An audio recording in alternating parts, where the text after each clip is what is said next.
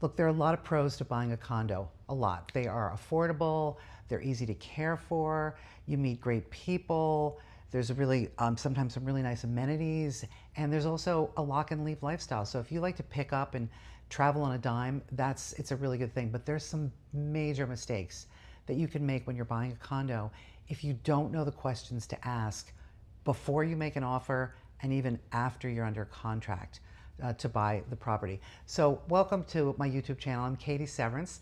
I have been practicing real estate for 25 years.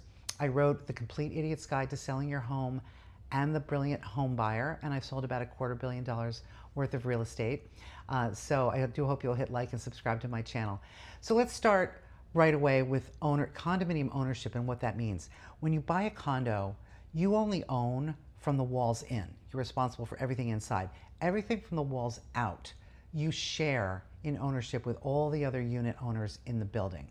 And those areas are called the common areas, and they include the lobby and the hallways and the stairs and the roof and the parking lot and maybe the swimming pool or the gym. And they need to be managed, and that costs money. So they charge you a fee. It's part of it's called a maintenance fee or an HOA fee because it's run by the Homeowners Association.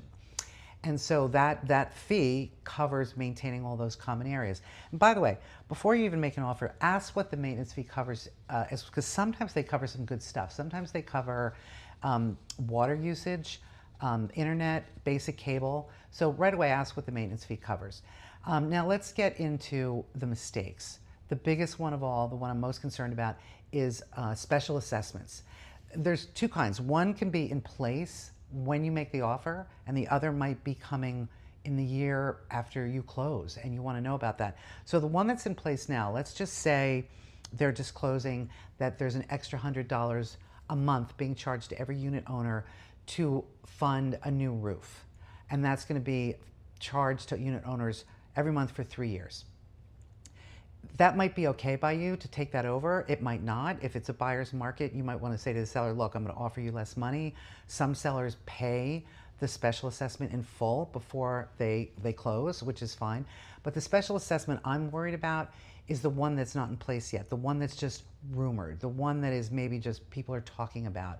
And you don't want to get surprised in your first or second year with some big special assessment on your maintenance fee. So how do you find out for sure? Don't take the seller's word for it.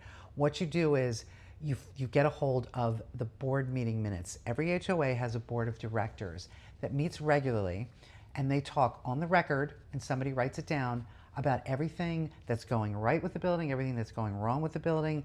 There might be some leaks in multiple apartments that might signify a problem with the roof or the outside structure. And you can learn a lot, and that's the only way to find out if there's assessment that it might be coming down the pike in the next year or two. And also, you also can tell a lot from the meetings about whether or not the board is well run. Are they dysfunctional? Are they arguing a lot? Are there other problems going on in the building? So you learn a lot. I would definitely read those. Now, you want to have a year's worth of the board meeting minutes. If they meet every month, you might be able to get away with just looking at 6 months worth. But if it's every other month, ask for a year. So that's important. That'll tell you a lot. The next thing I want you to ask about before you make an offer is the parking situation. The parking spaces that come with a unit are either probably going to be assigned or deeded. And deeded is more valuable. Assigned is just that. There's a number, you have unit number 72, but you don't own that space. They can change it down the road. You never know. But if the space is deeded, that's something you own besides your unit from the walls in, and that makes the unit and the condo more valuable. Very, very important, especially when the condo's in a downtown area. Oh my gosh, and having a deeded parking space, oh, that's phenomenal. So that's a good thing. The other thing to ask for, I would ask for before you make an offer, are the rules and regulations document. We could just call them rules and regs. There's some really important information in there. One, for example, is the renting policy. Let's say you want to buy the condo and you only want to live there for a couple of years, and you might relocate or you might want to buy a house and then keep the condo and rent it out for investment income. Some buildings don't allow that, or there's restrictions on the the number of times you can rent or the number of times per year or a minimum amount. Sometimes they say you can't rent for less than 30 days. That can be a good thing because they don't want the building to turn into an Airbnb. So check out the renting policy. You never know. You might get relocated and need to rent it out. Pet policy. It's not just whether pets are allowed or not. Sometimes they'll say one pet is allowed, but they must be under 20 pounds. They might say no dogs, just cats.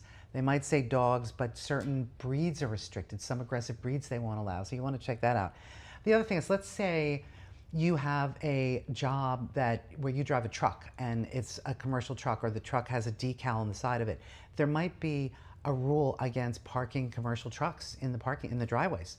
So you want to know about that. And then there'll be other rules and regulations about the amenities and guest parking and how guests can use the swimming pool, that kind of thing. So that's an important document to read, I would say, before you make an offer. The other thing that might save you time before the offer, but at some point you need to know, your lender wants to know, is what percentage of the units in the building are owner occupied and what percentage are rented out to renters. Lenders do not like buildings that have too many renters in them. It makes the building less valuable because owner occupied real estate is always better taken care of by owners who are occupying it. So you might be pre-approved for a loan, but then you make an offer on this condo and the lender finds out that there's a high percentage of renters in the building and they won't approve your loan. So you want to check that out. The next set of documents are in the financial area. Not very exciting or sexy, but important. So you want to ask for the budget. And by budget, I would ask for last year's budget. I'd ask for this year's budget. If it's near the end of the year, I'd ask to see if there is a projected budget for next year that's been published, and any financial statements. You want to see that the building the complex is financially sound, that they have enough operating income to operate it day to day, but also that they have enough in something called capital reserves. That's really important. A really good, healthy, valuable building has a lot of capital reserves, sometimes so much so that if they say the building needs a new roof, if they have enough in capital reserves, they can pay for the roof out of that, and that doesn't trigger a special assessment. So the higher the capital reserves, the better. Now, if you're not comfortable reading or interpreting these documents, get help. If you have a real estate attorney, have them look at it. Maybe your accountant, the title company, have somebody that's good with numbers and understands these documents to take a look and let you know whether the building is financially sound. Very important. The next one is engineering reports. So if you recall the building collapse in Florida a few years ago, ever since that time, Florida and many other states instituted a new law that requires buildings that are more than 3 or 4 stories to be evaluated every few years by an engineer and to issue a report that shows that the structure is sound and that it's not obviously going to collapse. So those are engineering reports that may or may not exist for your building, also sometimes called milestone reports, so ask about that. And then the other documents are documents mostly for your files that they create when the building's created, like the bylaws talk about how they nominate and elect board members, that kind of thing. Then there's 2 other documents, the Articles of Incorporation and the Declaration of Condominium, which were created again when the building was made condominium or when it was built. So you want to ask for those. If you're not at the inspection stage yet, check out my video on inspections, which is just about the big stuff. It's a good video. So check that one out. I hope this was helpful. Please do hit like and subscribe, and I will see you next time. Thanks.